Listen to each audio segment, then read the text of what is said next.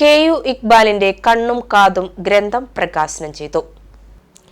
കെ.യു. ഇക്ബാലിന്റെ Gulf diary കണ്ണും കാതും എന്ന ഗ്രന്ഥം പ്രകാശനം ചെയ്തു. എം.ഇ.എസ്. അസ്മാബി കോളേജ് ഓഡിറ്റോറിയത്തിൽ അസ്മാബിയൻസ് 76-78 എന്ന വാട്സപ്പ് കൂട്ടായ്മ സംഘടിപ്പിച്ച ചടങ്ങിൽ സംവിധായകൻ കമൽ അധ്യക്ഷനായി.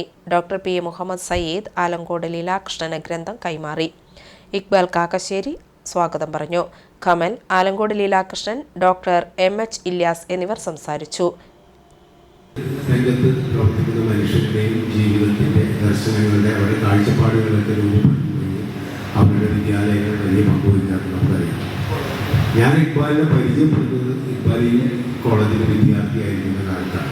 ഞാൻ ഈ കോളേജിൽ പഠിച്ചിട്ടില്ല, നിങ്ങൾക്ക് എല്ലാവർക്കും അറിയാം. ഞാൻ ഇരിഞ്ഞാലക്കുട ക്രൈസ്റ്റ് കോളേജിലാണ് പഠിച്ചത്. എൻ്റെ സഹോദരി ഒരുപാട് വർഷം കൂടെ അധ്യാപികയായിരുന്നെങ്കിലും ഈ കോളേജുമായിട്ട് ആത്മബന്ധം പല രീതിയിൽ എനിക്കുണ്ടെങ്കിലും ഞാനിവിടെ പഠിച്ചിട്ടില്ല. അതുകൊണ്ട് തന്നെ ഇക്ബാലിനെ ഞാൻ പരിചയപ്പെടുന്നത് കൊടുങ്ങല്ലൂരിൽ വെച്ചിട്ടുണ്ട്. കൊടുങ്ങല്ലൂരിൽ ആസ്പിൻ ട്രാവൽസ് എന്ന് പറയുന്ന സ്ഥാപനം എൻ്റെ പ്രിയപ്പെട്ട സുഹൃത്ത് നമ്മുടെ കോളേജിൻ്റെ ചെയർമാൻ കൂടിയായ ശ്രീ ആസ്പിൻ അഷ്റഫിൻ്റെ സ്ഥാപനത്തിൽ ആസ്പിൻ ട്രാവൽസ് അന്ന് കൊടുങ്ങല്ലൂരിൽ കിടക്കുന്നതിനായിരുന്നു. ഇപ്പോൾ ഇല്ല. ദീർഘവർഷങ്ങൾ നമ്മുടെ കൂടെ ഉണ്ടാവേണ്ടിയിരുന്ന ഒരാളായിരുന്നു. ഉണ്ടായിരുന്നെങ്കിൽ മലയാള ഭാഷയ്ക്കും നമ്മുടെ സംസ്കാര ചരിത്രത്തിലും ഒരുപാട് കാര്യങ്ങൾ ഇനിയും ഇക്ബാലിന് ചെയ്യാൻ സാധിക്കുമായിരുന്നു. അദ്ദേഹത്തിൻ്റെ ഒരു ആഗ്രഹം അദ്ദേഹം ഇല്ലാത്ത സമയത്താണ് പ്രകാശിപ്പിച്ചത് എന്ന സങ്കടം. ആ സങ്കടം ഉണ്ടായിട്ട് തന്നെ മറ്റൊരു സന്തോഷം ഉണ്ടായിരുന്നത് 76-78 ബാച്ചിലെ അസ്മാബിയൻസ് അവരുടെ കൂട്ടുകാരൻ്റെ ഒരു ചിരകാല അഭിലാഷം അവർ മുൻകൈയെടുത്ത് സാക്ഷാത്കരിച്ചു എന്ന മഹത്തായ ഒരു സന്തോഷവും അതിൻ്റെ കൂടെ ഉണ്ടായി. ഒപ്പം കമൽക്കായും ആസ്തിനഷ്ണക്കായും ഇക്ബാൽ കാക്കശ്ശേരിയും അടക്കമുള്ള അദ്ദേഹത്തിൻ്റെ പ്രിയ സുഹൃത്തുക്കൾ, സഹോദരി ശാലിനി, മകൻ, അങ്ങനെ കുറേ ആളുകൾ, ബന്ധുക്കൾ, അമ്മാമന്മാർ, അവരൊക്കെ അത്രമേൽ ഉള്ളിൽ ഇപ്പോഴും ദൈവം ഇക്ബാലിനെ കൊണ്ടു നടക്കുന്നു. അപ്പം ആ സങ്കടം പരിഹരിക്കപ്പെടുന്നത് ഓർമ്മകളുള്ളിടത്തോളം കാലം ഒരാളും മരിക്കുന്നില്ല എന്നിടത്താണ്.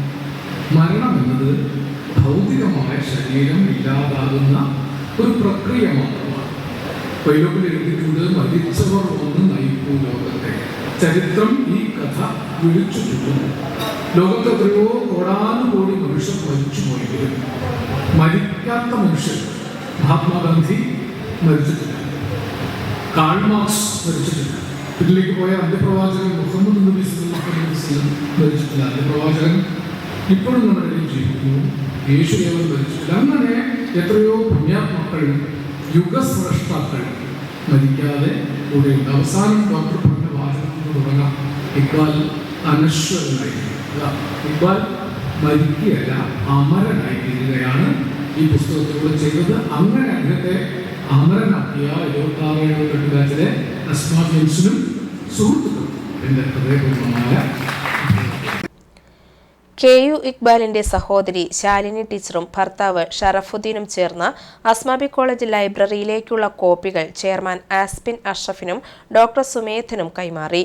കെ.യു. ഇക്ബാലിന്റെ മകന് പുറമെ സഹോദരൻ ഡോക്ടർ കെ.യു. കുഞ്ഞുമൊയ്തീനും ബന്ധുക്കളും പങ്കെടുത്ത ചടങ്ങിൽ ഇക്ബാലിന്റെ ഓർമ്മയ്ക്കായി എല്ലാ വർഷവും അസ്മാബി കോളേജ് വിദ്യാർത്ഥികളിൽ നിന്നും തെരഞ്ഞെടുക്കപ്പെടുന്ന 2 ചെറുകഥാകൃത്തുക്കൾക്ക് 10,001 രൂപയുടെയും 5,001 രൂപയുടെയും ക്യാഷ് അവാർഡും പ്രശംസാപത്രവും സമ്മാനിക്കുമെന്ന് കെ.യു. ഇക്ബാലിന്റെ സഹോദരങ്ങൾക്ക് വേണ്ടി ചെയർമാൻ ആസ്പിൻ അഷ്റഫ് പ്രഖ്യാപിച്ചു.